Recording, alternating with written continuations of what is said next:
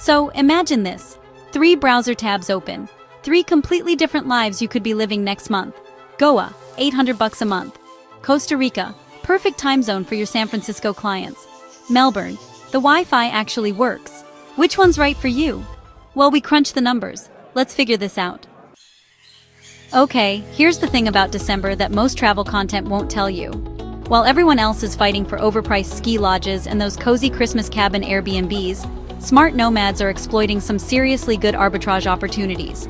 South Asia just finished monsoon season.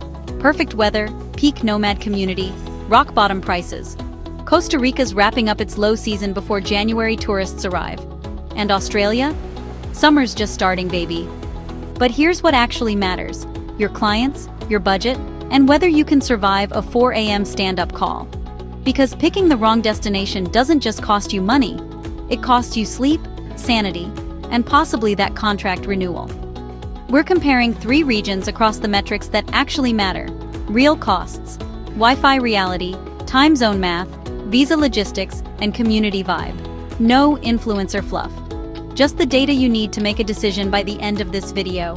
And hey, stick around for the decision framework at the end.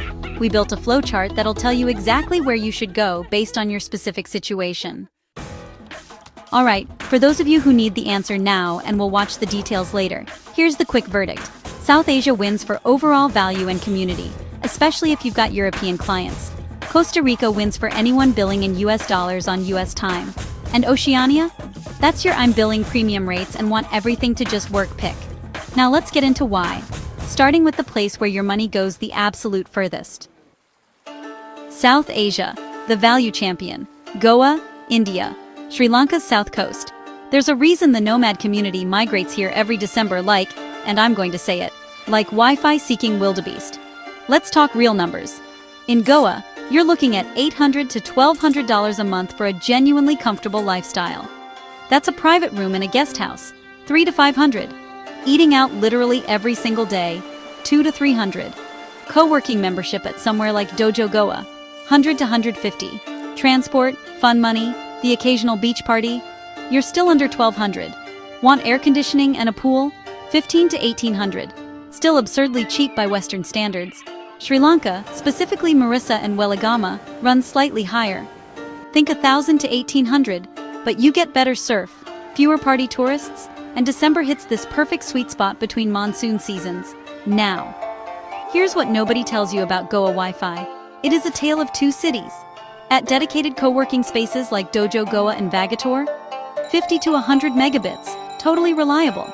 At that aesthetic beach cafe everyone's posting on Instagram, you might watch your Zoom call pixelate into abstract art while your client wonders if you're still alive. Pro tip, always have an Airtel or Jio SIM as backup. 4G coverage is solid across most of Goa, and unlimited data costs about $10 a month. $10 for insurance against your entire work life falling apart. Time zone math. This is where South Asia gets interesting. For US clients on Eastern Time, you're looking at a 10.5-hour offset. A 9 a.m. New York stand-up is 7:30 p.m. your time. Doable, but your evenings now belong to Slack. Date night gets complicated. But for UK and EU clients, this is your sweet spot. 5.5-hour offset means a London 2 p.m. meeting is a perfectly reasonable 7:30 p.m. for you. Morning deep work, afternoon calls. It actually works. Visa situation. India's e-tourist visa gives you 180 days. Sri Lanka offers 30 days extendable to 90. Neither country has a formal digital nomad visa yet, so remote work technically exists in a gray area, one that millions of nomads occupy, but worth researching current regulations for your specific situation. And the community? December in Goa is peak nomad season. Weekly meetups, full moon parties where you'll accidentally network, yoga retreats, warehouse raves. Whatever your vibe, you'll find your people.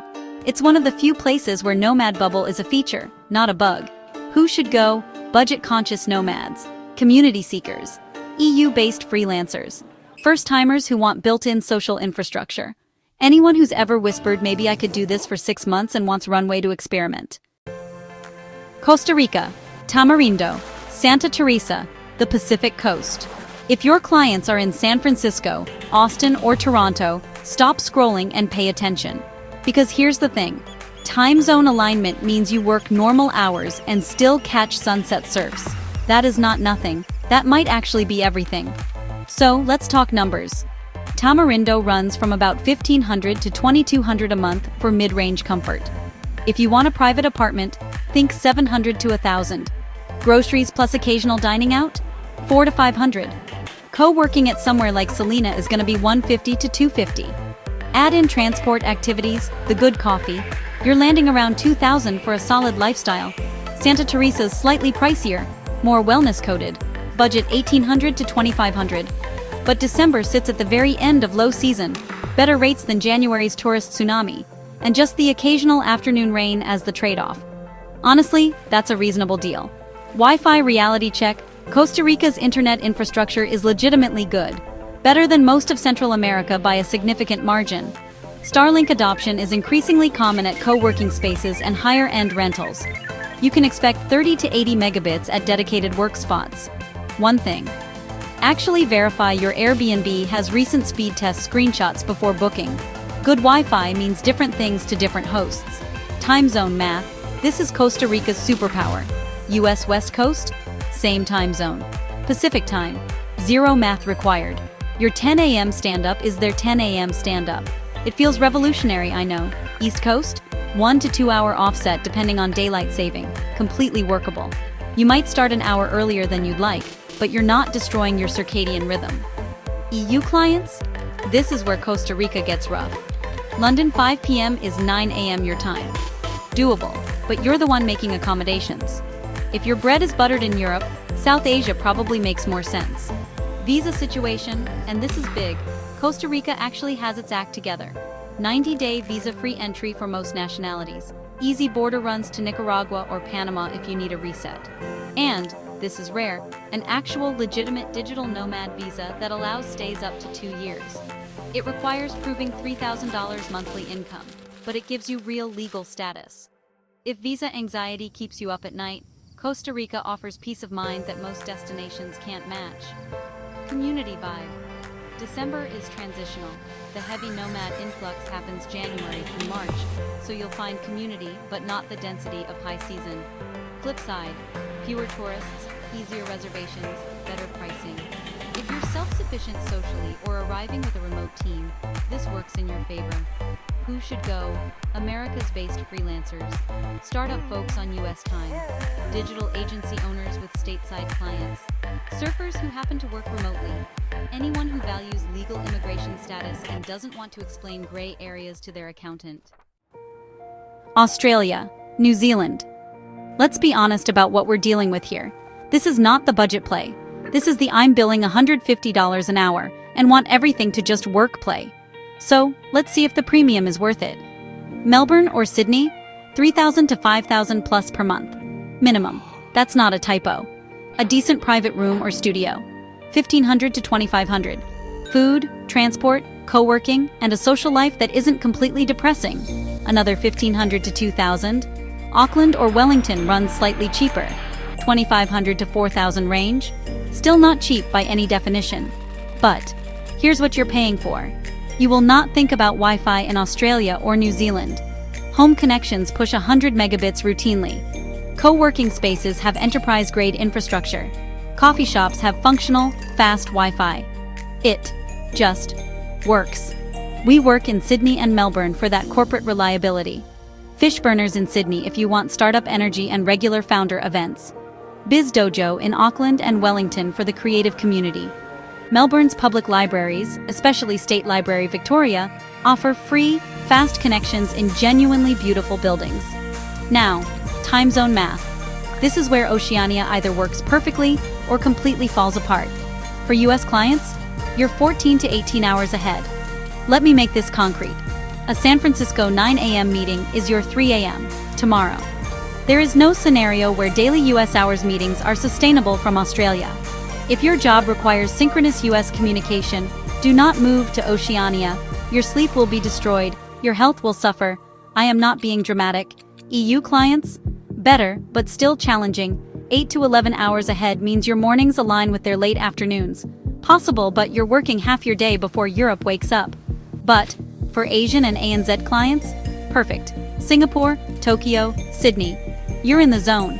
If you serve Australian, New Zealand, or East Asian markets, this is home court advantage. Visa situation, complicated. Australia's ETA and New Zealand's NZTA are tourism visas. Technically, working on them is not permitted, though enforcement is minimal for remote workers serving overseas clients. This gray area makes many nomads uncomfortable, rightfully so. The working holiday visa works if you're under 31 to 35 depending on nationality, and gives you legal work authorization. Beyond that, options narrow without employer sponsorship. Research your specific nationality's options through official immigration portals before committing. Community vibe. Different from Asia's nomad bubbles. More locally integrated, you'll meet expats, locals, and working holiday visa holders rather than concentrated international nomad communities. Melbourne's cafe culture is world-class for solo work. Sydney's northern beaches attract a surf and startup crowd. Networking requires more initiative. Meetup groups, fish burners events, entrepreneur communities like Inspire 9. These are your entry points.